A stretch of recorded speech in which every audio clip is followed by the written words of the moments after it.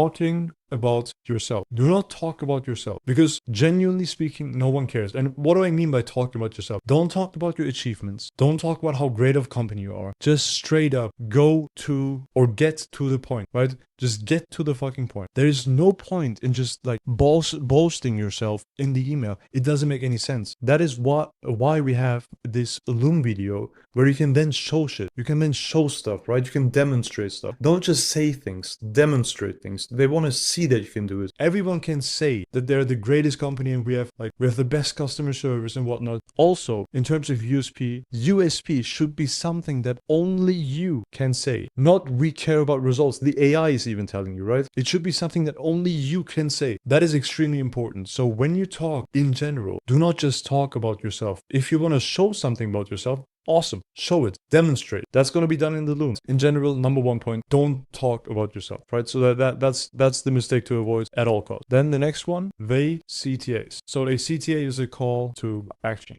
right? The call to action is essentially the last line of this email. Do not make it vague. Instead, make it absolutely clear, cutthroat, yes or no. They should be able to respond with yes or no to your email, because it is extremely easy to say yes or no, and you should make it as easy as possible to say either one of those, right? You want to spark conversation. You don't want to sell people. We're not selling people yet. We're just sparking conversation. This is not about selling, right? So we want to avoid vague CTAs at all costs. The next thing that you want to avoid is rough service descriptions, no offer with clear terms, just bullshit, right? We don't want to do that. So vague offers. I'm actually mixing up the 4-part structure that we're going to get into, but still, vague offers are going to kill your email because no one's going to read this part. This is the offer part, right? So this one has a clear term. There's a risk reversal in it. It's implied because you only pay per show, right? It is clearly structured. It is easy to understand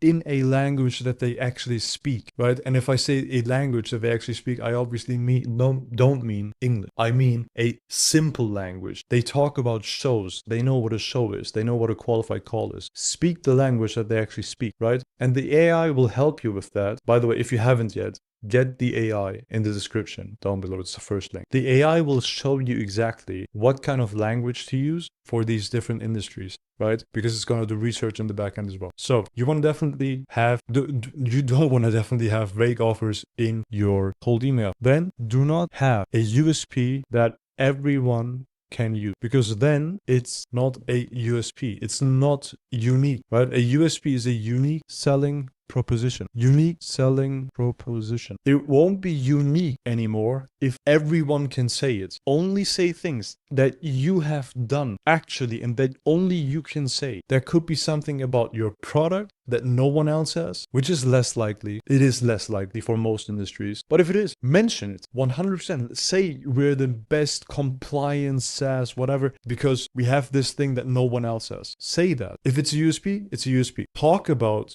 case studies. Talk about testimonials you've received, things people have been saying about your service or product, unique things, right? And this is just to like sprinkle some salt, like Salt Bay. Just sprinkle some salt onto the email. It should just like smoothen out things. It should make it nicer, right? It should make it unique. That's what actually gets responses, right? Now, getting into the 4-part email structure,